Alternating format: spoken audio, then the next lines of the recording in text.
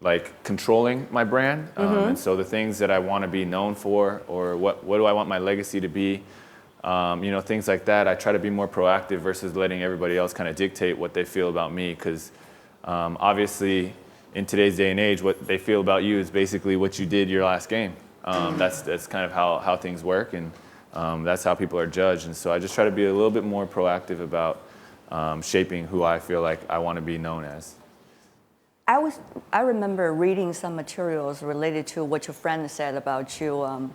In one media report, they were suggesting people want to come up to you and take photos with you, but when they walk to the door of the mall, they're saying how much you sucked in the recent games. Of course, not the people sitting here. But that's the price you pay as a celebrity, right? Yeah. I know you were having a little bit difficulty adjusting to that, but you eventually came out of it. Does computer games help? Computer games definitely helps, because for me that helps me reset mentally when I'm feeling stressed. Which game is that? I play Dota 2. Oh, that's fun. So I play with the good thing is I get to play with people across the world. Like when I was playing in Charlotte and my little brother was playing in Taiwan, we could still play online together. But I think, it was, at first I felt like I lost my privacy when everything happened. Everywhere I went, people wanted a picture or whatever, a video or an autograph. And then at first I got really upset, but then, and I felt like, man, like I'm just kind of like a zoo animal, like people just kind of stop by, take a picture, and then they kind of go on their way. I felt like I would always say like I'm a zoo animal. You're not. Thank You're you. our hero. I appreciate it. But I think as I got older, I really appreciated or embraced the platform that comes with it. Like I have a voice. I'm 27 years old. I'm able to attend the World Economic Forum, like something that is just a tremendous honor. I'm able to impart my values or what I feel like is important and be able to try to impact this world. And these are the things that I focus on whenever I start feeling like a zoo animal. But how much time you have to personally use and intellect you have to personally use in order to adjust yourself on issues like this? A lot. I mean, I'm kind of dumb. I use a lot of time, even though I'm a very small potato from China, but still. So what does it mean for you? I think a big part of that is surrounding myself with the right people. Because, my main job is basketball. So I train every day. During the season, I barely have any time. But if I surround myself with the right people, I think that's what it's about. So my agencies, the people who work for me, we talk about a plan. We have retreats every year. We say, all right, this is certain situations or directions that we want to go in. This is how we want to change and shape the world or whatever. And they start game planning for things that will allow me or give me those opportunities. During the summer, like right now, I have the chance to be able to do something like this. But if there's no strategy ahead of time, that's kind of what I meant by being proactive. If there's no strategy, then I'm kind of just being tossed back and forth, going with the flow, reacting to everything, versus kind of playing offense. So what is your strategy now? My strategy, honestly, a big part of what I want to do is, I can't really answer it in a short thing because there's so many things I want to do.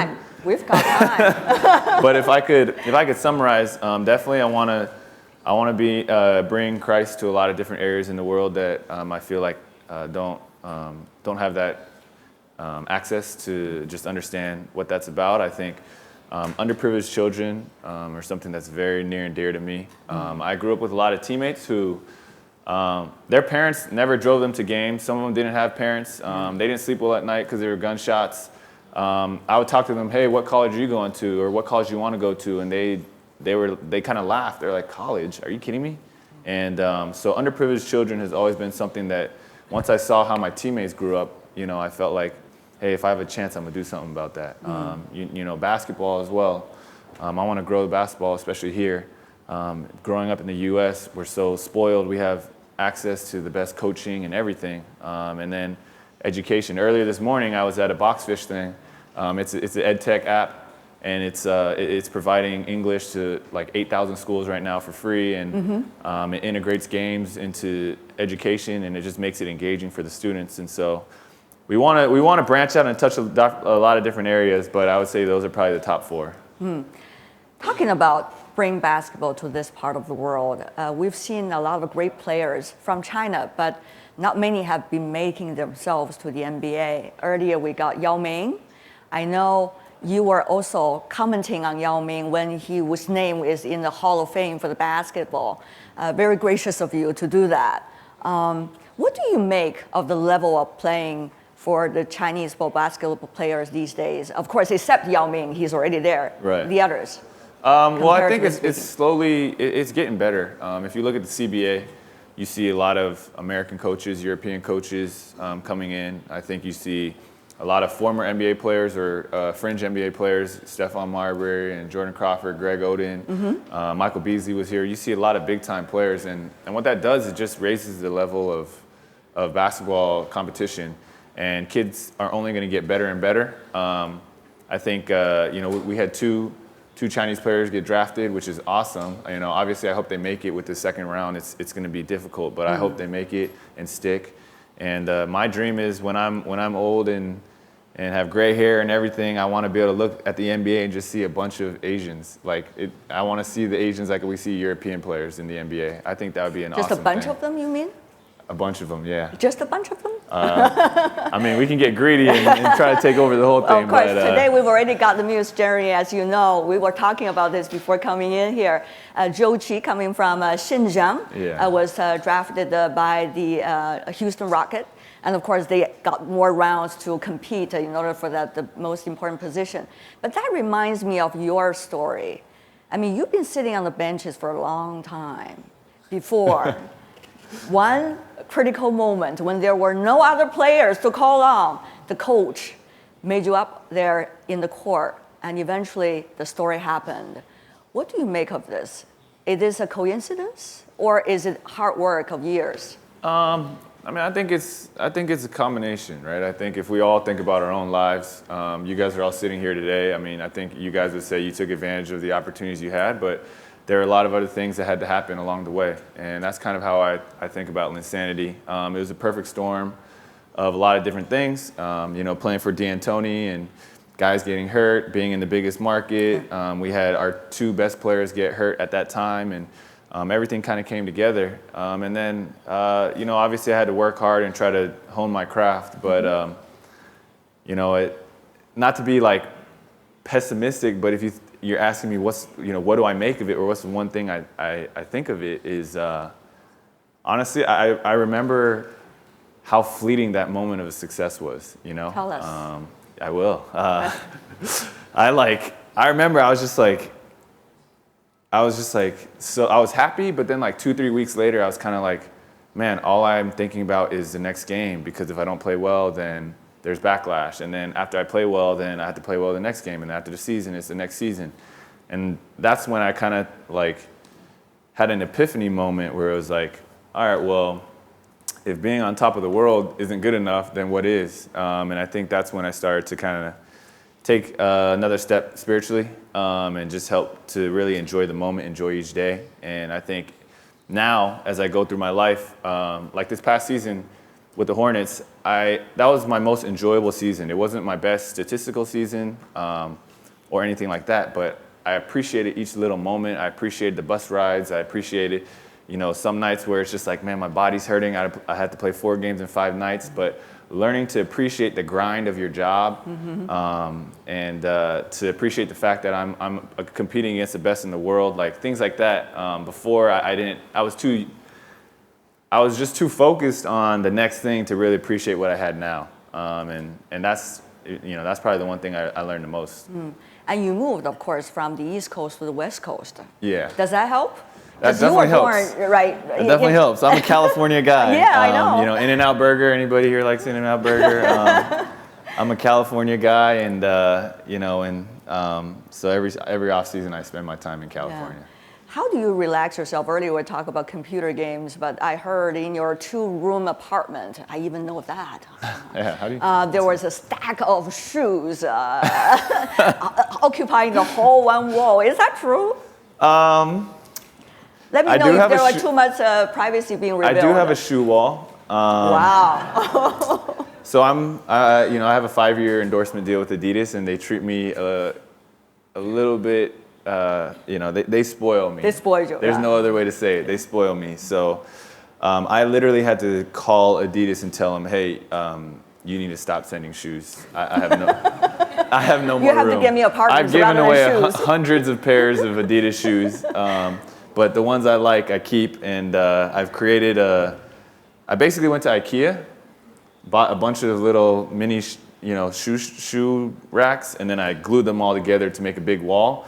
And then after I got to, my wall has 108 pairs. And I told myself, I cannot make my wall any bigger. So now, are you gonna wear them one by one? Honestly, I try to give away. I gave away like 50 pairs last year. Just anybody who's my size. The problem is most of my Asian friends don't wear size 12, and most of my non-Asian friends are larger than size 12. So I usually end up with a stockpile of shoes. Caught in between. Yeah. The sizes. Exactly. And the races. Yeah. Sometimes. If I could quote you a little bit, you were saying back in the year 2012 at the All-Star Weekend interview, something like this. I know a lot of people say I'm deceptively athletic and deceptively quick, and I'm not sure what deceptive is, you said, but it could be the fact that I'm an Asian American, but I think that's fine. It's something that I embrace, and it gives me a chip on my shoulder. But I'm very proud to be an Asian American, and I really love it. Having said that, though, I know there were some kinds of debates, if not exchange of harsh words, between you and some of the other players. But when Kobe Bryant retired, you said something very graciously about him. And you were quoted widely about that. Help us to understand, what is it like to be with different kinds of players, to understand them, to have the empathy, and also to grow yourself out of those interactions? Yeah, that's a great question. I feel like one of the most valuable things, I actually learned this from my high school coach. One of the most valuable things, and if you ask me why is my high school coach such a great coach, it's because he never thought he knew it all. And I remember we played a team, and they took us to overtime, and we barely beat them, but they were definitely less talented. And after, my coach called that coach and said, hey, what was it about your team that made it so difficult for us? And I was just like, man, that's like, I could learn from that, And so as I've gone through my experiences with so many different players, I just try to pick up one or two things from everybody. If I could just steal one or two things, from Kobe, I just saw how detailed he was, his footwork, things like that. Like, I normally don't think that much about my footwork. I'm pretty fast, so there's not much footwork. You just run in a straight line. You go by people. That's like how I try to play. But for him, there's so much angles. There's so much change of pace. And so, learning how he thought about the game was something that I appreciated. And so when he retired, I definitely had, some nice words to say. What did you say about him, just to remind our audience? Oh, I just said congrats on the 60 piece, which he scored 60 in his last game. And I said it's a fitting way for an amazing career. And I think, I just try to learn. I just try to learn everywhere I go. And I think that's really important for anybody. And so... and another thing I try to do is I try to put myself in someone else's shoes as much as I can, because obviously we all go through situations where we feel like this isn't fair, that isn't fair.